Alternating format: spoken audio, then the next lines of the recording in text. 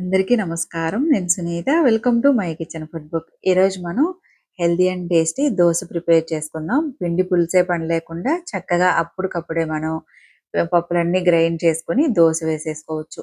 Protein, fibre ఎక్కువగా ఉండి చక్కగా డయాబెటిక్ వాళ్ళకి, వెయిట్ లాస్ అవ్వాలి అనుకున్న వాళ్ళకి ఒక మంచి రెసిపీ.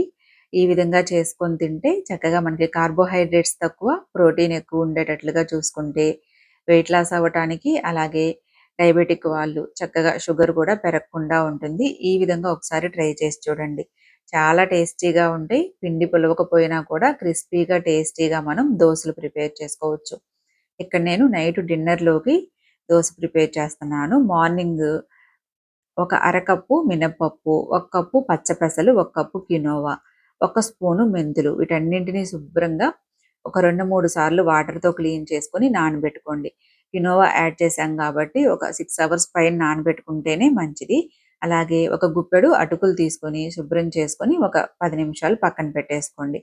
ఇప్పుడు వీటన్నింటిని మిక్సీ జార్‌లో తీసుకొని మెత్తగా గ్రైండ్ చేసుకోవాలి. ఈ పిండితో మీరు ఇడ్లీ కావాలి అనుకుంటే పిండి పులియబెట్టుకోవచ్చు. లేదంటే దోస అయితే మనం పిండి పులవకపోయినా కూడా అప్పటికప్పుడు వేసేసుకోవచ్చు. ఇప్పుడు ఇందులో టేస్ట్‌కి తగినట్లుగా ఉప్పు, కొంచెం జీలకర్ర వేసుకొని మెత్తగా గ్రైండ్ చేసుకొని గిన్నెలోకి తీసేసుకోవాలి.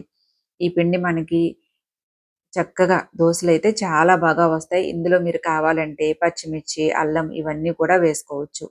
దీంతో మనం ఇడ్లీ, దోస, ఊతప్పం ఎలా కావాలంటే అలా ప్రిపేర్ చేసుకోవచ్చు. ఇప్పుడు దోస పెనం వేడెక్కిన తర్వాత దోస వేసేసుకోవటమే.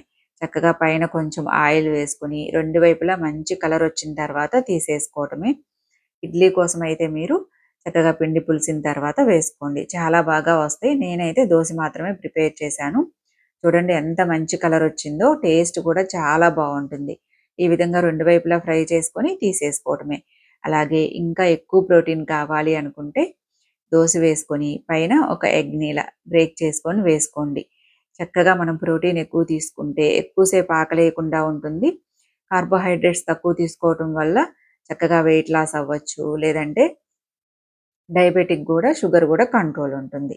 ఇక్కడ నేను పైన కరివేపాకు కారం అయితే వేస్తున్నాను. కొంచెం సాల్టు, కారమైనా వేసుకోండి. మనకి కారాలు చాలా ఉంటాయి కదా!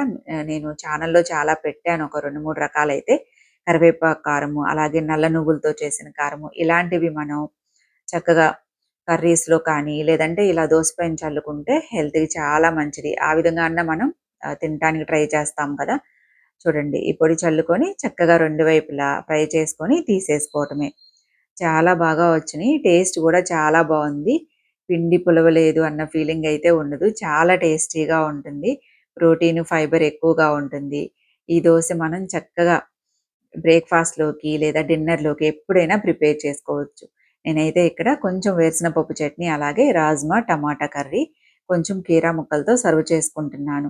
హెల్తీగా, టేస్టీగా తినాలి అనుకుంటే తప్పకుండా ఇలాంటి రెసిపీస్ అయితే ట్రై చేయండి. టేస్ట్ చాలా బావుంటుంది. తప్పకుండా ట్రై చేయండి. మీకు గనక రెసిపీ నచ్చితే లైక్ చేసి, షేర్ చేసి, కామెంట్ చేయండి. రెసిపీ ట్రై చేసి ఎలా ఉందో కామెంట్ సెక్షన్‌లో కామెంట్ చేయండి. చాలా బావుంటుంది. టేస్ట్ అయితే చాలా క్రిస్పీగా కూడా వస్తాయి. తప్పకుండా ట్రై చేయండి.